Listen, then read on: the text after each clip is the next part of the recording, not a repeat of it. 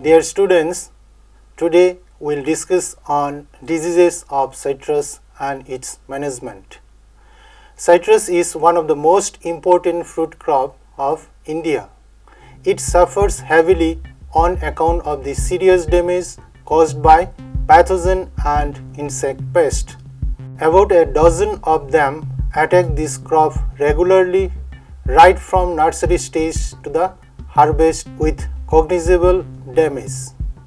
But only a few are quite serious, of which effective control at appropriate time is a must to ensure the quality and quantity of the produce.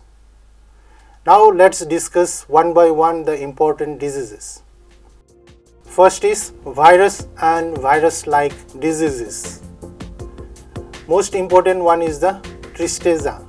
It is caused by a phloem-limited 2000 nanometer long filamentous virus.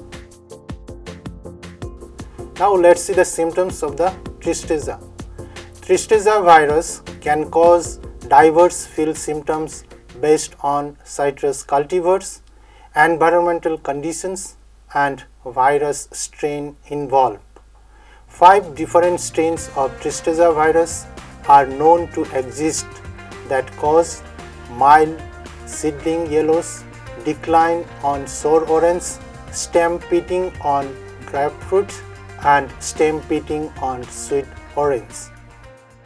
Sudden collapse or abrupt wilting that justifies the name quick decline, followed by defoliation of sweet orange, grapefruits, and mandarin.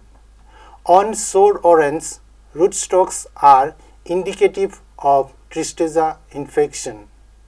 Typically, symptoms on Kaxi lime develops vein flaking of leaves, leaf cupping, and stem pitting. Now let's see the host range of the disease. Citrus tristeza virus infected nearly all species, cultivars, and intergeneric hybrids of citrus and some citrus relatives. The only known non-rutaceous host is Passiflora. Now coming to the transmission of the disease. Tristeza can be transmitted by grafting, budding, dodder, and by aphid vectors. Toxoptera citricidus, Toxoptera orientale, Mysis persicki, and Apis craxivora are the common aphid vectors, and the most efficient one is Toxoptera citricidus.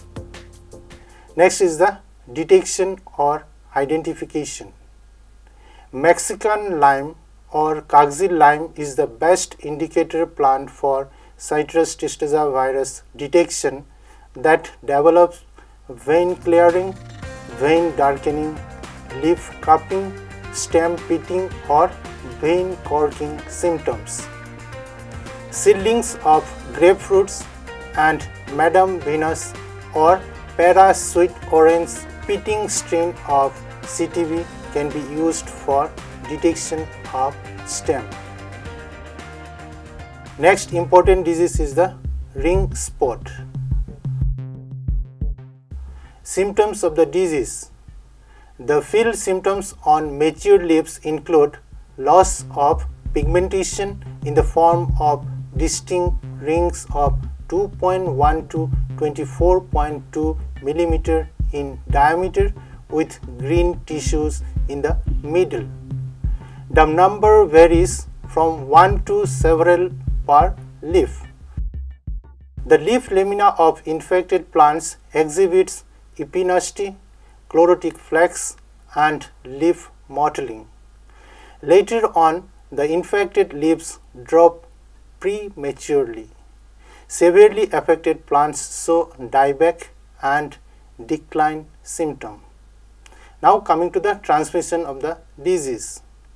Bud transmission, and there is report of pollen transmission of the virus. Now coming to the detection or identification of the disease. Mechanical transmission to Chenopodium quinua, which develops well-distributed chlorotic lesions within 4 to 8 days.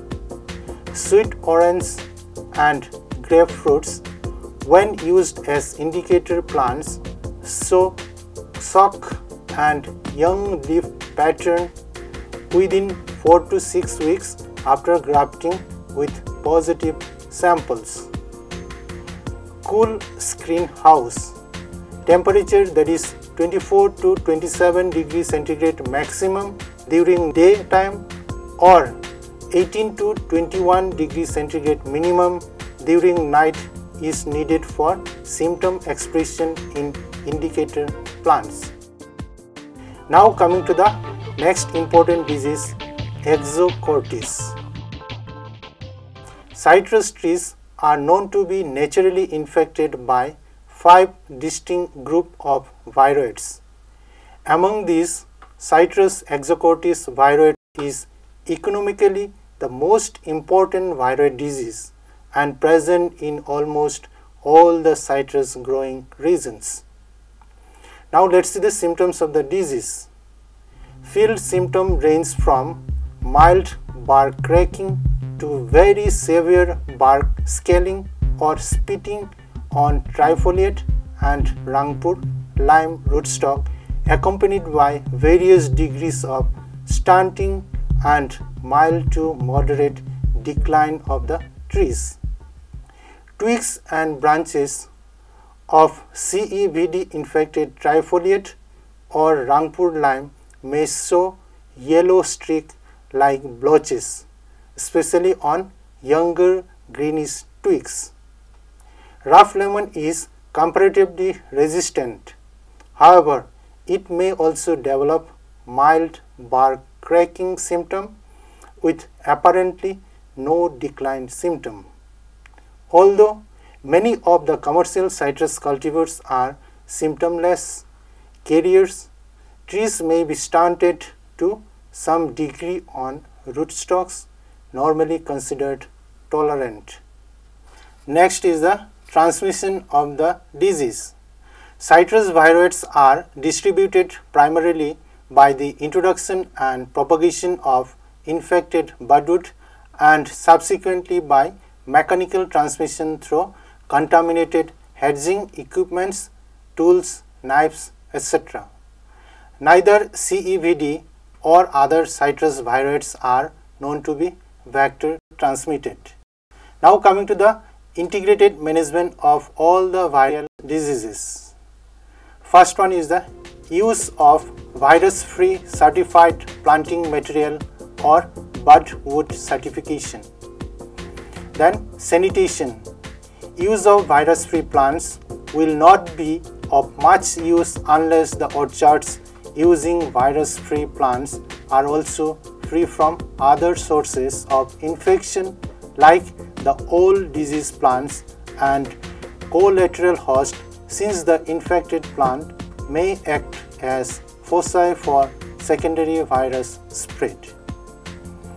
Vector control.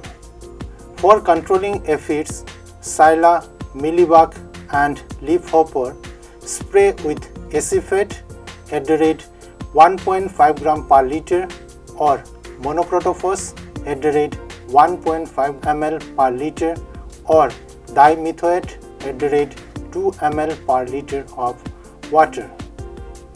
Different biocontrol agents include parasitoids, predators and microbes also can be used.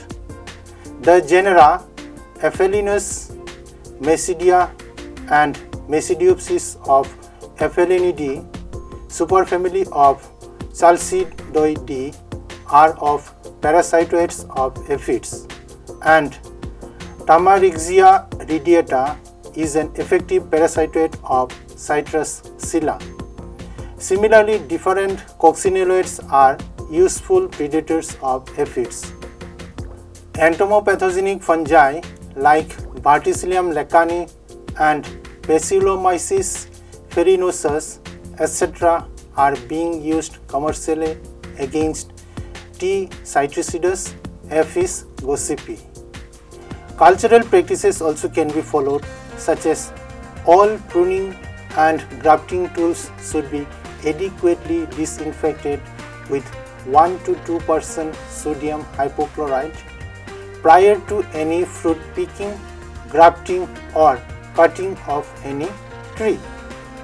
Cross protection is also can be followed. Cross protection is the phenomena of development of resistance against severe strain of a virus when a particular plant is previously inoculated with mild strain of the same virus. The most extensive use of cross protection has been in the citrus industry. Then we can go for the quarantine regulations. Strict quarantine measures and restricted movement of citrus budwood will limit the spread of viral diseases. Now coming to the bacterial disease. Most important one is the greening.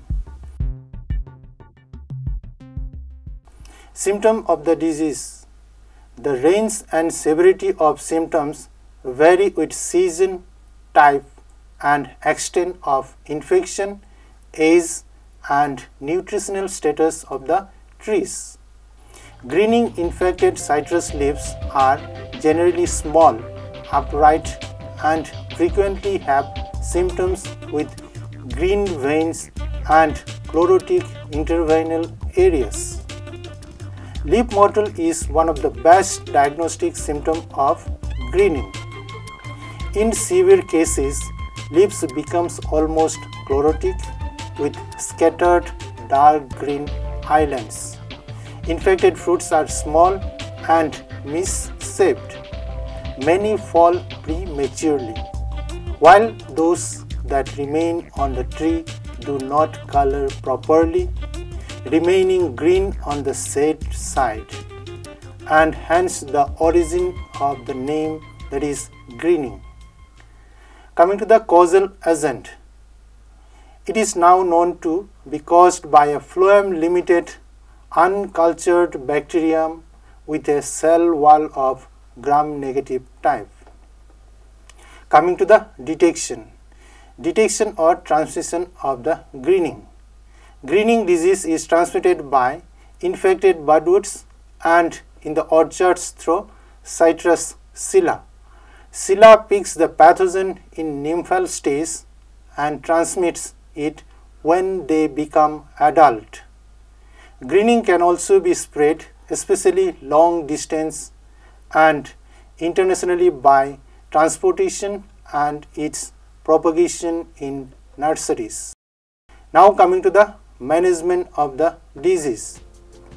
The control of greening disease involves removal of affected unproductive trees and their replacement by disease-free budded plants developed on improved rootstock.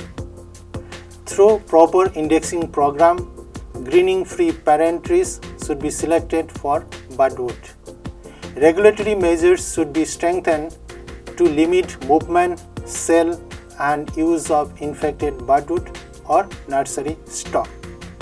Strict control of nurseries through registered disease-free certification scheme is essential to prevent the spread of disease. Since the disease is also spread through vector, citrus scilla, suitable insecticides, that is monocrotophos at the rate 0.7 ml per liter or quinalphos at the rate 1.0 ml per liter of water should be sprayed to control its spread. Although tetracycline have been reported to suppress greening symptoms when applied as trunk injection, complete elimination of the pathogen is not possible by this method. Next important bacterial disease is the canker. It is caused by Xanthomonas campestris pathova citri. Now let's see the symptoms of the canker. Canker lesions start as pinpoint spots and attain a diameter of 2 to 10 mm. The lesions are initially circular but later may develop irregularly, often aggregated at the leaf margin or the leaf tips or in a restricted area of the leaf. The characteristic symptom of the disease on leaves is the yellow halo that surrounds lesions. Young lesions are raised or pustular, particularly on the lower leaf surface. The pustules later become corky and cruciform with a raised margin and a sunken center. Lesions on fruits and stem extend 1 to 3 mm in depth and are superficially similar to those on leaves. Now coming to the management of the disease. Prevention is the only effective means of reducing the canker disease. Reduce wind speeds by planting of windbreaks. Avoid working in infected orchards when the trees are wet from dew or rain. Thorough inspection of nursery and orchards, quarantines and on-site burning of infected prune debris before monsoon.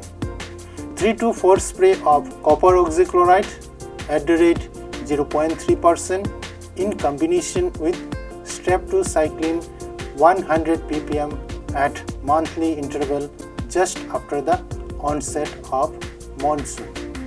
So this is all about the bacterial diseases. Now coming to the fungal diseases.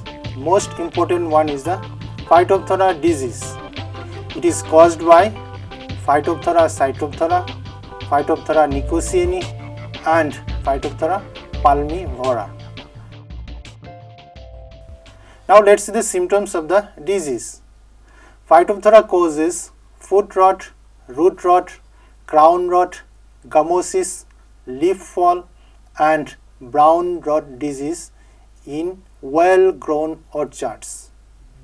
Foot rot lesions develop as high as 60 cm from the ground level on the trunk and may extend below the soil on crown roots and crown rot. On scraping the dead bark of the lesion, a brown, discolored, slippery area can be seen.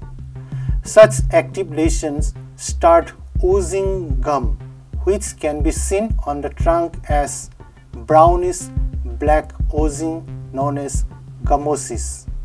In severe cases where regeneration of feather root does not cope with the rate of destruction, the affected plants will show starvation, less canopy volume with naked branches, dieback and slow decline symptoms. Now let's see the reasons for severity. Phytophthora nicotianae and Phytophthora palmivora can tolerate temperature up to 35 degrees centigrade and thus are most active in summer, that is 28 to 32 degrees centigrade for its activity, and ceases its activity with the increase of temperature. Phytophthora remains active throughout the year in nurseries and in irrigated orchards. Heavy and poor drained soil, excessive irrigation, use of susceptible rootstock and prolonged contact of water with tree trunk exacerbate the diseases and build-up of inoculums. Now coming to the management of the disease. Use of resistant rootstock such as sour orange and trifoliate orange are highly tolerant. Cultural practices. Since the pathogen is soil-borne, its complete eradication becomes difficult in field nurseries, but modified cultural practices can keep disease under control, such as seeds should be treated with fungicide before sowing, introduction of soil and other material infested with the pathogens should not be allowed. Plants should be selected from Phytophthora-free certified nurseries and with high budding above 9-inch height. The nursery soil beds should be either solarized in summer months or fumigated with soil fumigants like Desomet to eliminate the pathogen in the soil. While planting, care should be taken to keep bud union as high as possible so that irrigation water should not touch the scion. Soil should be kept well drained and flood irrigation and stagnation of water for longer period in the basin should be avoided. Injuries to trunk and root system by farm operation should be avoided. Then chemical control measures like copper fungicides are used as foliar spray, drenching of basins and as trunk paste to control Phytophthora diseases. To spray and drenching of either L80 at the rate 2.5 gram per liter or Ridomil MZ72 at the rate 2.75 gram per liter, covering the whole plant canopy and basin of affected plant at 40 days interval after the onset of monsoon is found to be effective.